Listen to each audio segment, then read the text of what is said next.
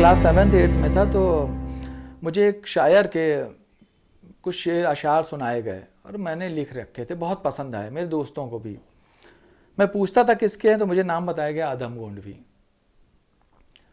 और बाद में बहुत साल बाद जब मैं उस आदमी से मिला तो एक अंगोछा डाले एक किसान कवि, और इतना ज़बरदस्त कवि कि उसके अशार देश के चुनिंदा बड़े बड़े लोगों ने अपने नाम से थोड़ा फेरबदल करके चला रखे हैं। मैंने उनसे बताया भी, अभी हाल ही में उनकी गुजर गए हैं और हम लोगों के बहुत करीबी थे, पर लंबी उन्होंने तमाम गज़ब का लिखा है अदम ने। लेकिन वो जो शेर मुझे 7th क्लास में याद कराए गए थे आज भी मुझे याद हैं कि 100 में 70 आदमी फिलहाल जब नाशाद हैं, दिल पर रखकर हाथ कहिए मुल्क क्या आज़ाद है। और कोठियों से मुल्क के मेयार को मत आंकिए, असली हिंदुस्तान तो फुटपाथ पर आबाद है। और एक था काजू प्लेट में और विस्की गिलास में उतरा है राम राज विधायक निवास में। फिर अदम के बाद फिर हम लोग थोड़ा थोड़ा बड़े हो रहे थे, उसी दौरान एक किताब मेरे हाथ में लगी। एक शायर थे जो बेसिकली तो नाटक भी बहुत अच्छे लिखे, कविताएं भी बहुत अच्छी लिखी उन्होंने, लेकिन वो एक पतली सी किताब जो कम से कम 60-70 कॉपी तो मैं बांट कर चुका हूँ, डोनेट कर चुका हूँ, गिफ्ट कर चुका हूँ। सभी लोग हमेशा 50-60 खरीदते हैं और बांटते रहते हैं। और लोकसभा राज्यसभा से लेकर हर जगह वो उनकी गज़लें गूंज गईं। उनको हिंदी गज़ल की शुरुआत करने वाला कहा जाता है। उनका नाम है दुष्यंत कुमार।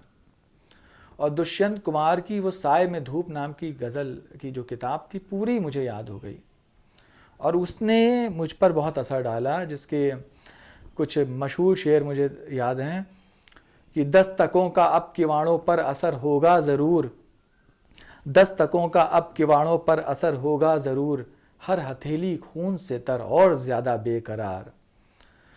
और हो गई है पीर पर्वत सी पिघलनी चाहिए, इस हिमालय से कोई गंगा निकलनी चाहिए, सिर्फ हंगामा खड़ा करना मेरा मकसद नहीं, मेरी कोशिश है कि ये सूरत बदलनी चाहिए। आज ये दीवार पर्दों की तरह हिलने लगी, शर्त लेकिन थी कि ये बुनियाद हिलनी चाहिए, शर्त लेकिन थी कि ये बुनियाद हिलनी चाहिए, और मेरे सीने में नहीं तो तेरे सीने में सही, हो कहीं भी आग लेकिन आग जलनी चाहिए।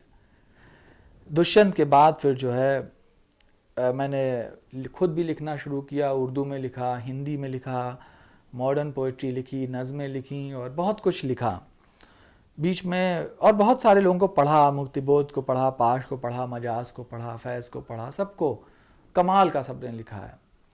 पर एक कविता जिसकी ताकत मैं इसलिए जिक्र करना चाहूँगा वो है पाश।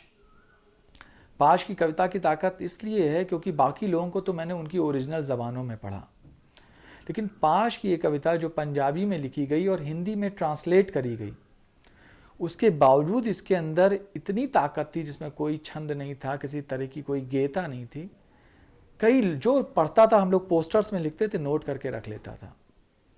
और कितने ही लोगों के यहाँ मैंने इस कविता को देखा, भले वो ये नहीं जानते थे कि पाश कौन है, कैसे मरा, कैसे जिया। पाश को 23 मार्च को भगत सिंह को जिस दिन फांसी पे चढ़ाया गया था, लगभग वही डेट थी, बहुत सालों बाद आतंकवादियों ने मार दिया था।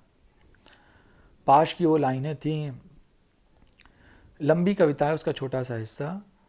सबसे खतरनाक होता है मुर्दा शांति से भर जाना, सबसे खतरनाक होता है मुर्दा शांति से भर जाना, ना होना तड़प का सब सहन कर जाना, घर से निकलना काम पर और काम से लौटकर घर आना, सबसे खतरनाक होता है हमारे सपनों का मर जाना, सबसे खतरनाक होता है हमारे सपनों का मर जाना। और इन्हीं सबको पढ़ते हुए फिर हम लोग लिखने, पढ़ने, नाटकों में इन सब चीज़ों का इस्तेमाल करते हुए आए। और कई बरस पहले जो अभी 12 तारीख को अभी जो जिस तरह के देश में हालात हैं, किसानों की आत्महत्याएं हो रही हैं, बेमौसम बारिश से सब बर्बाद हो गए हैं, तब अभी हमने एक नाटक किया, उसमें गज़ल का इस्तेमाल किया है। उनके कुछ शेर सुना के मैं अपनी बात ख़त्म करता हूँ। और ये भी करीब 20 साल पुरानी गज़ल है, लेकिन वो कनेक्शन क्या है वो मैं बता दूंगा आपको। शब के सीने पे थिरकते पाँव लेकर हम चले, शब के सीने पे थिरकते पांव लेकर हम चले, जल रहे जो भूख से वो गांव लेकर हम चले। और धूप में हल खींचते जो मर गया था यक बयक, धूप में हल खींचते जो मर गया था यक बयक, उस खेत के मजदूर की हर आह लेकर हम चले। ठूंठ जिनको जानकर थी तुमने नजरें फेर लीं, उन दरख्तों से बनाई नाव लेकर हम चले। और जब खुदा ही हो गया है दुश्मनों का खैर ख्वाह, तो इबादत में उठी हर बाह लेकर हम चले। आंख में हसीन ख्वाब हर जुबां पे इंकलाब, अपने बागी जिस्म के हर घाव लेकर हम चले। हर गज़ल में सरकशी हर शेर में अब आग है, जिगर शायर चाक है तो चाक लेकर हम चले। उस खेत के मजदूर की हर आग लेकर हम चले। और ये वो गज़ल थी जो साय में धूप, पाश और अदम गोंडवी और भूषण की पूरी परंपराओं से सीखते हुए 20 साल पहले मैंने लिखी थी, और उसके बाद ये सफ़र शुरू हुआ। शुक्रिया।